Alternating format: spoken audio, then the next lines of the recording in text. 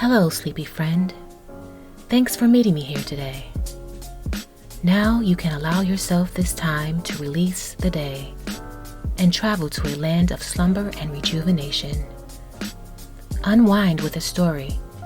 Let your eyelids become heavy, your breathing relaxed, and your mind open to sacred rest.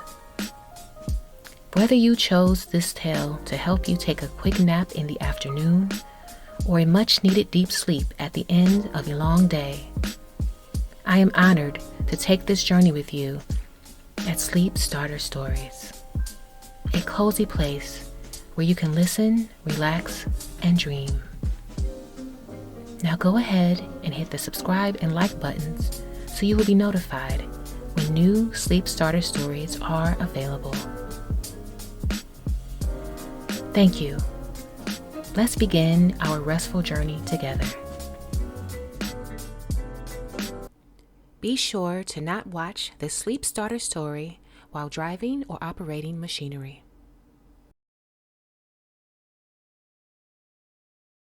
Introducing Agatha Christie's The Kidnapped Prime Minister. In this short story, Poirot investigates the mysterious disappearance of the British Prime Minister during wartime. Apparently carjacked on the way to a peace conference, Poirot must overcome subterfuge and misdirection to solve the mystery. This short story originally appeared in the April 25, 1923 issue of the Sketch magazine.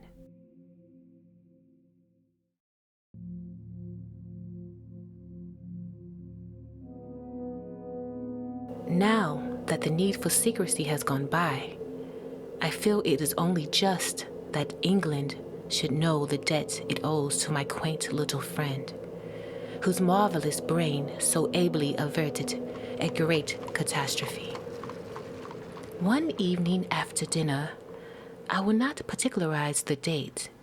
It suffices to say that it was at the time when peace by negotiation was the parrot cry of England's enemies.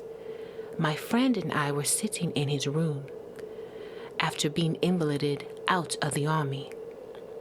I had been given a recruiting job, and it had become my custom to drop in on Poirot in the evenings after dinner and talk with him of any cases of interest that he might have on hand. I was attempting to discuss with him the sensational news of the day, no less than an attempted assassination on Mr. David McAdam, England's Prime Minister. The account in the papers had evidently been carefully censored. No details were given, save that the Prime Minister had had a marvelous escape, the bullet just grazing his cheek. I considered that our police must have been shamefully careless for such an outrage to be possible. I could well understand that the German agents in England would be willing to risk much for such an achievement. Fighting Mac, as his own party had nicknamed him, had strenuously and unequivocally combated the pacifist influence which was becoming so prevalent. He was more than England's Prime Minister. He was England, and to have removed him from his sphere of influence would have been a crushing and paralyzing blow to Britain. Poirot was busy mopping a gray suit with a minute sponge. Never was there a dandy such as Hercule. Neatness and order were his passion. Now, with the odor of benzene filling the air, he was quite unable to give me his full attention. In a little minute I am with you, my friend. I have all but finished. The spot of grease, he is no good. I remove him so. He waved his sponge. I smiled as I lit another cigarette. Anything interesting on? I inquired after a minute or two. I assist, how do you call it? Charlotte, to find her husband, a difficult affair, needing the tact For I have a little idea that when he is found, he will not be pleased. What would you... For my part, I sympathize with him. He was a man of discrimination to lose himself. I laughed. At last, the spot of grease, he is gone. I am at your disposal. I was asking you what you thought of this attempt to assassinate MacAdam.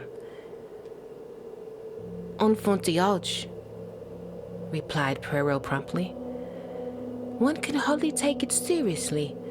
To fire with the rifle, never does it succeed. It is a device of the past. It was very near succeeding this time, I reminded him. Poirot shook his head impatiently. He was about to reply when the landlady thrust her head round the door and informed him that there were 2 gentlemen below who wanted to see him. They won't give their names, sir, but they says as is very important. Let them mount, said Poirot, carefully folding his gray trousers.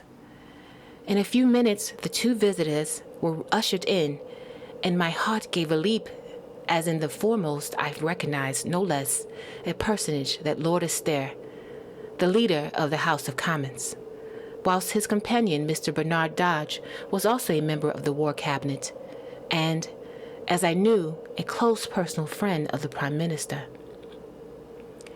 Monsieur Poirot, said Lord Astor interrogatively. My friend bowed. The great man looked at me and hesitated. My business is private. You may speak freely before Captain Hastings, said my friend, nodding to me to remain. He has not all the gifts, no, but I answer for his decision.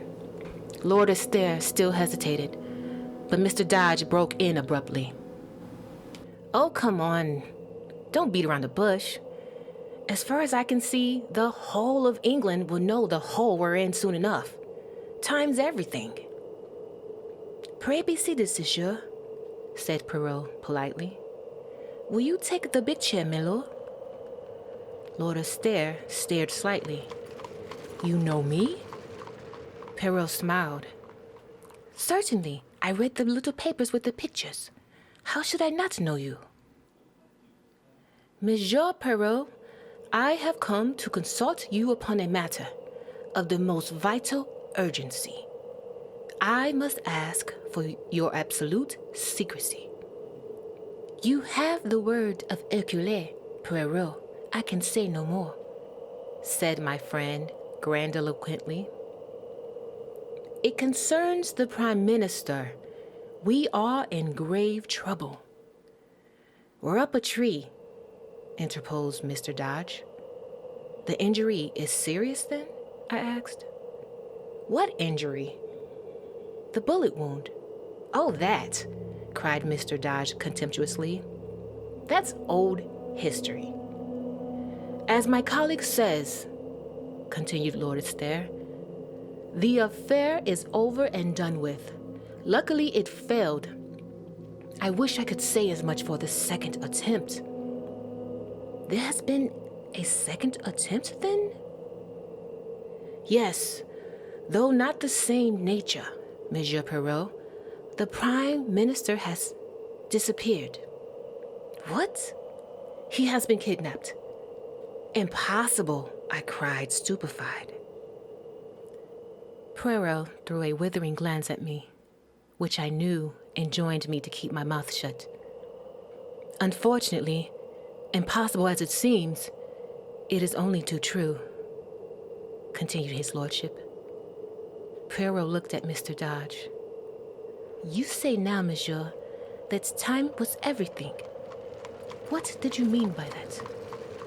The 2 men exchanged glances, and then Lord Astor said, You have heard, Monsieur Poirot, of the approaching Allied conference? My friend nodded. For obvious reasons, no details have been given of when and where it is to take place. But although it has been kept out of the newspapers, the date is, of course, widely known in diplomatic circles. The conference is to be held tomorrow, Thursday evening at Versailles. Now you perceive the terrible gravity of the situation. I will not conceal from you that the Prime Minister's presence at the conference is a vital necessity. The pacifist propaganda, started and maintained by the German agents in our midst, has been very active. It is the universal opinion that the turning point of the conference will be the strong personality of the Prime Minister. His absence may have the most serious results, possibly a premature and disastrous peace. And we have no one who can be sent in his place. He alone can represent England. Poirot's face had grown very grave. Then you regard the kidnapping of the Prime Minister as a direct attempt to prevent his being present at the conference? Most certainly I do. He was actually on his way to France at the time. And the conference is to be held at 9 o'clock tomorrow night. Poirot drew an enormous watch from his pocket. It is now 9:15. 24 hours, said Mr. Dodge thoughtfully. And a quarter, amended Poirot. Do not forget the quarter, monsieur. It may come in useful. Now for the details. The abduction. Did it take place in England or in France? In France. Mr. McAdam crossed to France this morning. He was to stay tonight as the guest of the Commander-in-Chief, proceeding tomorrow to Paris. He was conveyed across the Channel by destroyer. At Boulogne, he was met by a car from General Headquarters and one of the Commander-in-Chief's ADCs. Eh bien. Well, they started from Boulogne, but they never arrived. What? Monsieur Poirot, it was a bogus car and a bogus ADC. The real car was found in a side road, with the chauffeur and the ADC neatly gagged and bound. And the bogus car is still at large. Poirot made a gesture of impatience. Incredible. Surely it cannot escape attention for long. So we thought. It seemed merely a question of searching thoroughly. That part of France is under military law. We were convinced that the car could not go long unnoticed. The French police on our own Scotland Yard men and the military are straining every nerve. It is, as you say, incredible. But nothing has been discovered. At that moment, a tap came at the door, and a young officer entered with a heavily sealed envelope, which he handed to Lord Astaire. Just through from France, sir. I brought it here as you directed. The minister tore it open eagerly and uttered an exclamation. The officer withdrew. Here is news at last. This telegram has just been decoded. They have found the second car, also the secretary, Daniels, chloroformed, gagged and bound, in an abandoned farm near C. He remembers nothing except something being pressed against his mouth and nose from behind and struggling to free himself. The police are satisfied as to the genuineness of his statement. And they have found nothing else? No. Not the Prime Minister's dead body? Then there is hope. But it is strange. Why, after trying to shoot him this morning, are they now taking so much trouble to keep him alive? Dodge shook his head. One thing's quite certain. They're determined at all costs to prevent his attending the conference. If it is humanly possible, the Prime Minister shall be there. God grant it's not too late. Now, messieurs, recount to me everything from the beginning. I must know about the shooting affair as well. Last night, the Prime Minister, accompanied by one of his secretaries, Captain Daniels, the same who accompanied him to France? Yes, As I was saying, they motored down to Windsor, where the Prime Minister was granted an audience. Early this morning, he returned to town, and it was on the way that the attempted assassination took place. One moment, if you please. Who is this Captain Daniels? You have his dossier? Lord Astaire smiled. I thought you would ask me that. We do not know very much of him. He is of no particular family. He has served in the English army and is an extremely able secretary, being an exceptionally fine linguist. I believe he speaks 7 languages. It is for that reason that the Prime Minister chose him to accompany him to France. Has he any relatives in England? 2 aunts, a Mrs. Everard, who lives in Hampstead, and a Miss Daniels, who lives near Ascot. Ascot? This is near Windsor, is it not? That point has not been overlooked, but it has led to nothing. A shade of bitterness crept in Lord Astaire's voice as he replied. No, Monsieur Poirot. In these days, I should hesitate before I pronounce anyone above suspicion. Tres bien. Now I understand, milord, that the Prime Minister would, as a matter of course, be under vigilant police protection, which ought to render any assault upon him an impossibility. Lord Astaire bowed his head. That is so. The Prime Minister's car was closely followed by another car containing detectives in plain clothes. Mr. McAdam knew nothing of these precautions. He is personally a most fearless man and would be inclined to sweep them away arbitrarily. But, naturally, the police make their own arrangements. In fact, the Premier's chauffeur, O'Murphy, is a CID man. O'Murphy? That is a name of Ireland, is it not? Yes, he is an Irishman. From what part of Ireland? County Clare, I believe. Tillon. But proceed, milord. The Premier started for London. The car was a closed one. He and Captain Daniels sat inside. The second car followed as usual, but unluckily, for some unknown reason, the Prime Minister's car deviated from the main road. At a point where the road curves? Interrupted Poirot. Yes, but how did you know? Oh, c'est évident. Continue. For some unknown reason, continued Lord Astaire, the Premier's car left the main road. The police car, unaware of the deviation, continued to keep to the high road. At a short distance down the unfrequented lane, the Prime Minister's car was suddenly held up by a band of masked men. The chauffeur. That's brave O'Murphy, murmured Poirot thoughtfully. The chauffeur, momentarily taken aback, jammed on the brakes. The Prime Minister put his head out of the window. Instantly a shot rang out, then another.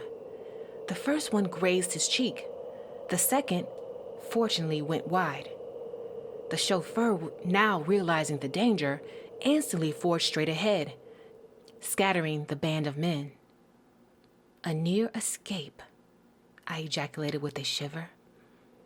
Mr. McAdam refused to make any fuss over the slight wound he had received. He declared it was only a scratch. He stopped at a local cottage hospital where it was dressed and bound up. He did not, of course, reveal his identity. He then drove, as per schedule, straight to Charing Cross, where a special train for Dover was awaiting him, and, after a brief account of what had happened had been given to the anxious police by Captain Daniels, they duly departed for France. At Dover, he went on board the waiting destroyer. At Boulogne, as you know, the bogus car was waiting for him, carrying the Union Jack, and correct in every detail. That is all you have to tell me? Yes. There is not other circumstance that you have omitted, my lord? Well, there is one rather peculiar thing. Yes? The Prime Minister's car did not return home after leaving the Prime Minister at Charing Cross. The police were anxious to interview O'Murphy, so a search was instituted at once. The car was discovered standing outside a certain unsavory little restaurant in Soho, which is well known as a meeting place for German agents. And the chauffeur? The chauffeur was nowhere to be found. He too had disappeared. So, said Poirot thoughtfully, there are two disappearances. The Prime Minister in France and O'Murphy in London. He looked keenly at Lord Astere, who made a gesture of despair. I can only tell you, Monsieur Poirot, that if anyone had suggested to me yesterday that O'Murphy was a traitor, I should have laughed in his face. And today, I do not know what to think. Poirot nodded gravely. He looked at his turnip of a watch again. I understand that I have carte blanche, messieurs. What made you come to me? I am unknown, obscure in this great London of yours. We sought you out on the express recommendation and wish of a very great man of your own country. Comment? My old friend, the Prefet? Lord Astere shook his head. One higher than the Prefet. One whose word was once law in Belgium and shall be again. That England has sworn. Poirot's hand flew swiftly to a dramatic salute. Amen to that. Ah, but my master does not forget, messieurs. I, Hercule Poirot, will serve you faithfully. Heaven only send that it will be in time. But this is dark. Dark, I cannot see. Well, Poirot, I cried impatiently as the door closed behind the ministers. What do you think? My friend was busy packing a minute suitcase with quick, deft movements. He shook his head thoughtfully. I do not know what to think. My brain deserts me. Why, as you said, kidnap him when a knock on the head would do as well? I mused. Pardon me, mon ami, but I did not quite say that. It is undoubtedly for more their affair to kidnap him. But why? Because uncertainty creates panic. That is one reason. Were the Prime Minister dead, it would be a terrible calamity, but the situation would have to be faced. But now you have paralysis. Will the Prime Minister reappear, or will he not? Is he dead or alive? Nobody knows. And until then, they know nothing definite can be done. And as I tell you, uncertainty breeds panic, which is what les Boches are playing for. Then again, if the kidnappers are holding him secretly somewhere, they have the advantage of being able to make terms with both sides. The German government is not a liberal paymaster as a rule, but no doubt they can be made to disgorge substantial remittances in such a case as this. Thirdly, they run no risk of the hangman's rope. Oh, decidedly kidnapping is their affair. Then, if that is so, why should they first try to shoot him? Poirot made a gesture of anger. Ah, that is just what I do not understand. It is inexplicable, stupid. They have all their arrangements made, a very good arrangements too, for the abduction, and yet they imperil the whole affair by a melodramatic attack, worthy of a cinema, and quite as unreal. It is almost impossible to believe in it. With its band of masked men, now 20 miles from London. Perhaps they were two quite separate attempts, which happened irrespective of each other, I suggested. Ah, no, that would be too much of a coincidence. Then, further, who is the traitor? There must have been a traitor in the first affair anyway. But who was it? Daniels or O'Murphy? It must have been one of the two. Or why did the car leave the main road? We cannot suppose that the Prime Minister connived at his own assassination. Did O'Murphy take that turning of his own accord? Or was it Daniels who told him to do so? Surely it must have been O'Murphy's doing. Yes, because if it was Daniels, the Prime Minister would have heard the order and would have asked the reason. But there are altogether too many whys in this affair, and they contradict each other. If O'Murphy is an honest man, why did he leave the main road? But if he was a dishonest man, why did he start the car again when only 2 shots had been fired, thereby, in all probability, saving the Prime Minister's life? And again, if he was honest, why did he, immediately on leaving Charing Cross, drive to a well-known rendezvous of German spies? It looks bad, I said. Let us look at the case with method. What have we for and against these 2 men? Take O'Murphy first. Against. That his conduct in leaving the main road was suspicious. That he is an Irishman from County Clare. That he has disappeared in a highly suggestive manner. 4. That his promptness in restarting the car saved the Prime Minister's life. That he is a Scotland Yard man, and, obviously, from the post allotted to him, a trusted detective. Now for Daniels. There is not much against him, except the fact that nothing is known of his antecedents, and that he speaks too many languages for a good Englishman. Pardon me, mon ami, but as linguists, you are deplorable. Now for him, we have the fact that he was found gagged, bound, and chloroformed, which does not look as though he had anything to do with the matter. He might have gagged and bound himself to divert suspicion. Poirot shook his head. The French police would make no mistake of that kind. Besides, once he had attained his object and the Prime Minister was safely abducted, there would not be much point in his remaining behind. His accomplices could have gagged and chloroformed him, of course, but I failed to see what object they hoped to accomplish by it.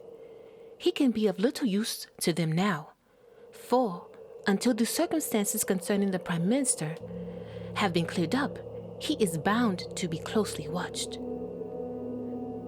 Perhaps he hoped to start the police on a false scent. Then why did he not do so? He merely says that something was pressed over his nose and mouth, and that he remembers nothing more. There is no false scent there.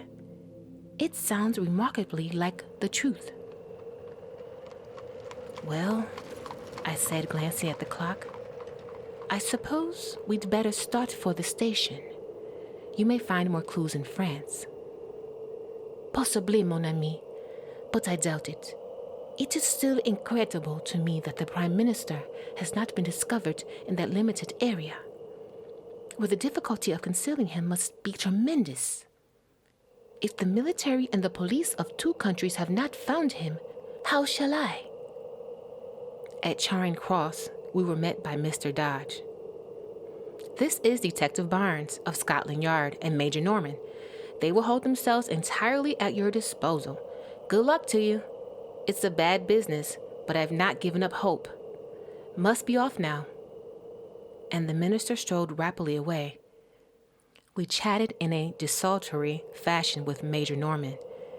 In the center of the little group of men on the platform, I recognized a little ferret-faced fellow talking to a tall, fair man. He was an old acquaintance of Poirot's, Detective Inspector Joppa, supposed to be one of the smartest of Scotland Yard's officers. He came over and greeted my friend cheerfully. I heard you were on this job too. Small bits of work.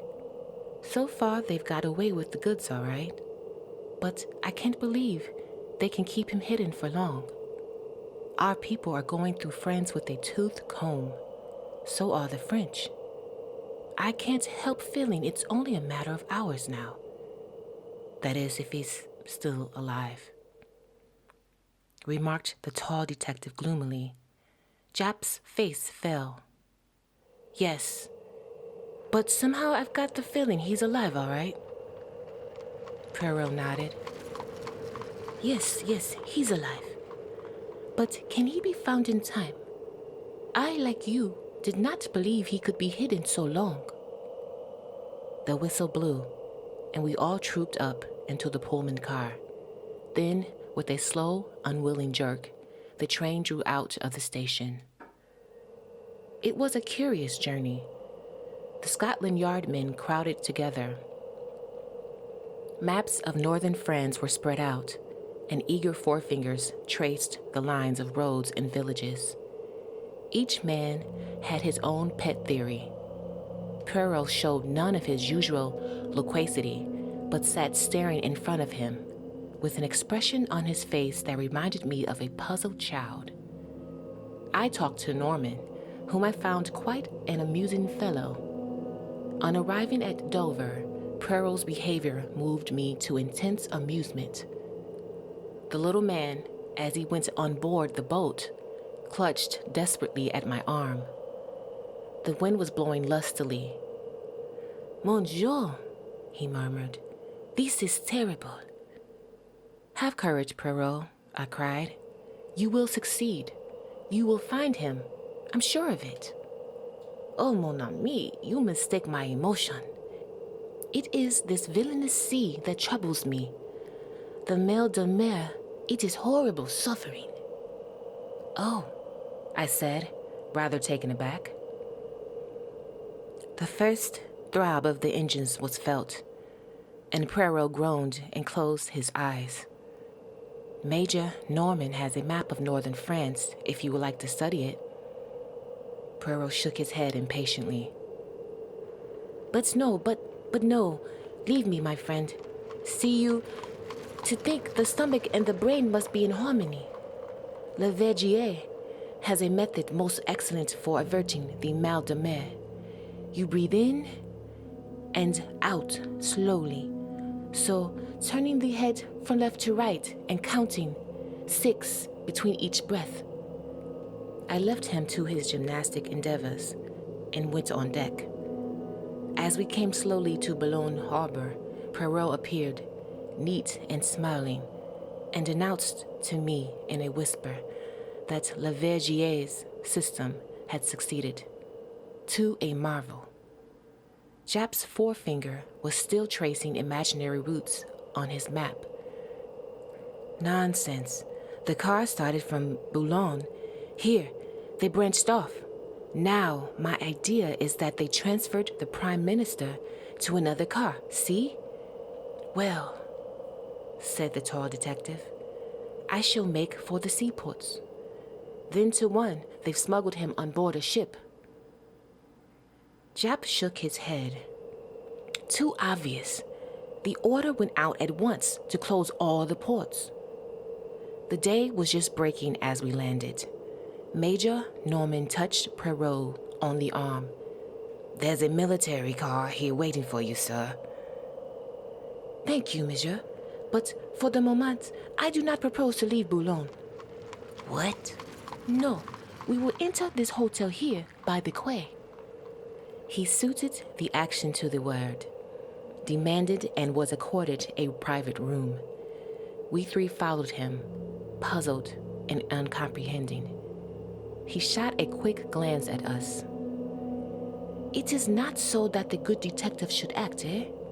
I perceive your thoughts. He must be full of energy. He must rush to and fro. He should prostrate himself on the dusty road and seek the marks of tires through a little glass. He must gather up the cigarette end, the fallen match. That is your idea, is it not? His eyes challenged us. But I, Hercule Poirot, tell you that it is not so. The true clues are within. Here, he tapped his forehead. See you, I need not have left London. It would have been sufficient for me to sit quietly in my rooms there. All that matters is the little gray cells within. Secretly and silently do they do their part, until suddenly I call for a map, and I lay my finger on a spot. So, as I say, the Prime Minister is there, and it is so. With method and logic, one can accomplish anything. The frantic rushing to France was a mistake. It is playing a child's game of hide and seek. But now, though it may be too late, I will set to work the right way, from within. Silence, my friend, I beg of you.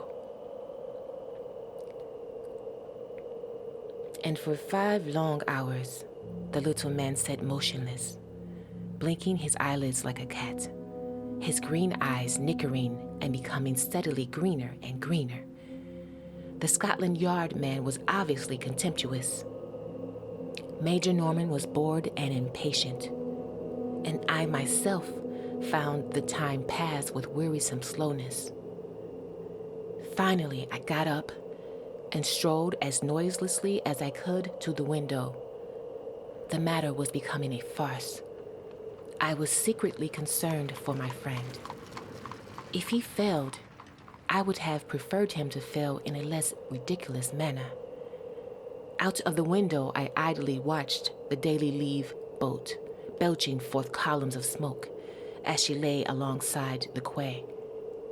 Suddenly, I was aroused by Poirot's voice close to my elbow. Mes amis, let us start. I turned. An extraordinary transformation had come over my friend, his eyes flickering with excitement. His chest was swelled to the uttermost. I have been an imbecile, my friends. I see daylight at last. Major Norman moved hastily to the door. I'll order the car. There is no need. I shall not use it. Thank heaven the wind has fallen. Do you mean you are going to walk, sir? No, my young friend. I am no Saint Peter. I prefer to cross the sea by boat. To cross the sea? Yes. To work with method, one must begin from the beginning. And the beginning of this affair was in England. Therefore, we return to England. At 3 o'clock, we stood once more upon Charing Cross platform. To all our expostulation, Poirot turned a deaf ear and reiterated again and again that to start at the beginning was not a waste of time, but the only way.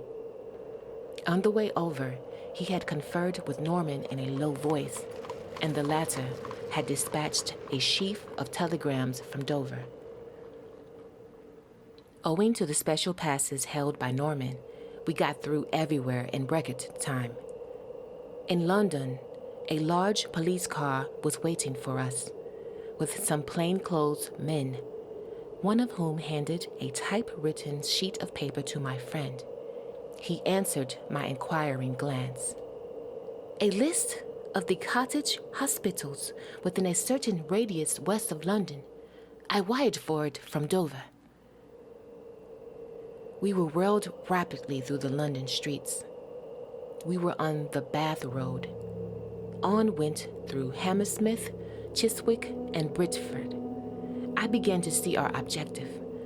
Through Windsor and on the Ascot, my heart gave a leap.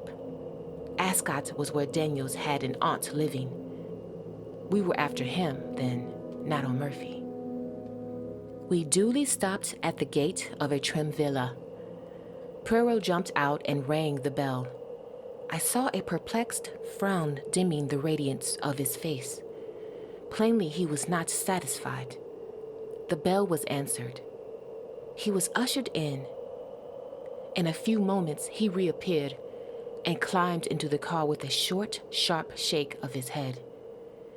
My hopes began to die down. It was past 4 now. Even he found certain evidence incriminating Daniels. What would be good of it unless if he could wring from someone the exact spot in France where they were holding the Prime Minister. Our return progress towards London was an interrupted one. We deviated from the main road more than once, and occasionally stopped at a small building, which I had no difficulty in recognizing as a cottage hospital.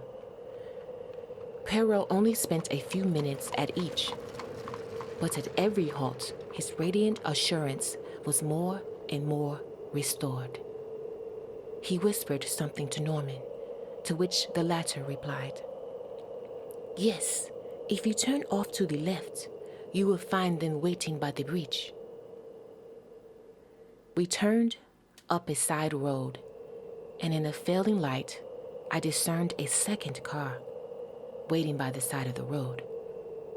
It contained 2 men in plain clothes. Poirot got down and spoke to them, and then we started off in a northerly direction, the other car following close behind. We drove for some time, our objective being obviously one of the northern suburbs of London. Finally, we drove up to the front door of a tall house, standing a little back from the road in its own grounds. Norman and I were left with the car. Poirot and one of the detectives went up to the door and rang. A neat parlor maid opened it. The detective spoke. "I am a police officer, and I have a warrant to search this house." The girl gave a little scream, and a tall, handsome woman of middle age appeared behind her in the hall. "Shut the door, Edith. They are burglars, I expect." But Poirot swiftly inserted his foot in the door, and at the same moment blew a whistle. Instantly, the other detectives ran up and poured into the house, shutting the door behind them. Norman and I spent about 5 minutes cursing our forced inactivity. Finally, the door reopened, and the men emerged, escorting 3 prisoners, a woman and 2 men. The woman and one of the men were taken to the second car. The other man was placed in our car by Poirot himself. "I must go with the others, my friend. But have great care of this gentleman. You do not know him, no? Eh bien, let me present to you Monsieur O'Murphy." "O'Murphy?" I gaped at him open-mouthed as we started again. He was not handcuffed, but I did not fancy he would try to escape. He sat there staring in front of him as though dazed. Anyway, Norman and I would be more than a match for him. To my surprise, we still kept a northerly route. We were not returning to London. Then I was much puzzled. Suddenly, as the car slowed down, I recognized that we were close to Hendon Aerodrome. Immediately, I grasped Poirot's idea. He proposed to reach France by aeroplane. It was a sporting idea, but on the face of it, impractical. A telegram would be far quicker. Time was everything. He must leave the personal glory of rescuing the Prime Minister to others. As we drew up, Major Norman jumped out and a plainclothes man took his place. He conferred with Poirot for a few minutes and then went off briskly. I, too, jumped out and caught Poirot by the arm. "I congratulate you, old fellow. They have told you the hiding place. But look here, you must wire to France at once. You'll be too late if you go yourself." Poirot looked at me curiously for a minute or two. "Unfortunately, my friend, there are some things that cannot be sent by telegram." At the moment, Major Norman returned, accompanied by a young officer in the uniform of the Flying Corps. "This is Captain Lyle, who will fly you over to France. He can start at once." "Wrap up warmly, sir," said the young pilot. "I can lend you a coat if you like." Poirot was consulting his enormous watch. He murmured to himself, "Yes, there is time, just time." Then he looked up and bowed politely to the young officer. "I thank you, monsieur, but it is not I who am your passenger. It is this gentleman here." He moved a little aside as he spoke, and a figure came forward out of the darkness. It was the second male prisoner who had gone in the other car, and as the light fell on his face, I gave a gasp. "For heaven's sakes, tell me all about it," I cried impatiently as Poirot, Norman, and I motored back to London. "How in the world did they manage to smuggle him back?" replied Poirot dryly. "The Prime Minister has never left England. He was kidnapped on his way from Windsor to London." "What?" "I will make all clear. The Prime Minister was in his car, his secretary beside him. Suddenly, a pad of chloroform is clapped on his face." "But by whom?" "By the clever, linguistic Captain Daniels. As soon as the Prime Minister is unconscious, Daniels picks up the speaking tube and directs O'Murphy to turn to the right, which the chauffeur, quite unsuspicious, does. A few yards down that unfrequented road a large car is standing, apparently broken down. Its driver signals to O'Murphy to stop. O'Murphy slows up, the stranger approaches, Daniel leans out of the window, and probably with the aid of an instantaneous anesthetic, such as ethyl chloride, the chloroform trick is repeated.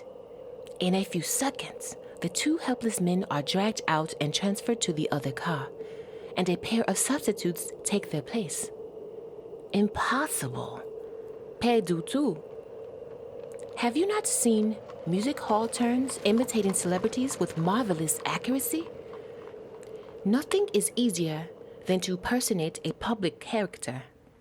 The Prime Minister of England is far easier to understudy than Mr. John Smith of Clapham. As for O'Murphy's double, no one was going to take much notice of him until after the departure of the Prime Minister, and by then he would have made himself scarce. He drives straight through Charing Cross to the meeting place of his friends. He goes in as O'Murphy. He emerges as someone quite different. O'Murphy has disappeared, leaving a conveniently suspicious trail behind him. But the man who personated the Prime Minister was seen before everyone. He was not seen by anyone who knew him privately or intimately, and Daniel shielded him from contact with anyone as much as possible. Moreover, his face was bandaged up, and anything unusual in his manner would be put down to the fact that he was suffering from shock as a result of the attempt upon his life. Mr. MacAdam has a weak throat and always spares his voice as much as possible before any great speech. The deception was perfectly easy to keep up as far as France. There it would be impractical and impossible, so the Prime Minister disappears. The police of this country hurry across the channel, and no one bothers to go into the details of the first attack. To sustain the illusion that the abduction has taken place in France, Daniels is gagged and chloroformed in a convincing manner. And the man who has enacted the part of the Prime Minister rids himself of his disguise. He and the bogus chauffeur may be arrested as suspicious characters, but no one will dream of suspecting their real part in the drama, and they will eventually be released for lack of evidence. And the real Prime Minister? He and O'Murphy were driven straight to the house, Mrs. Everard, at Hampstead, Daniel's so-called aunt.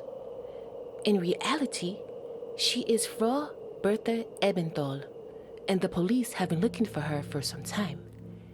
It is a valuable little present that I have made to them, to say nothing of Daniel's.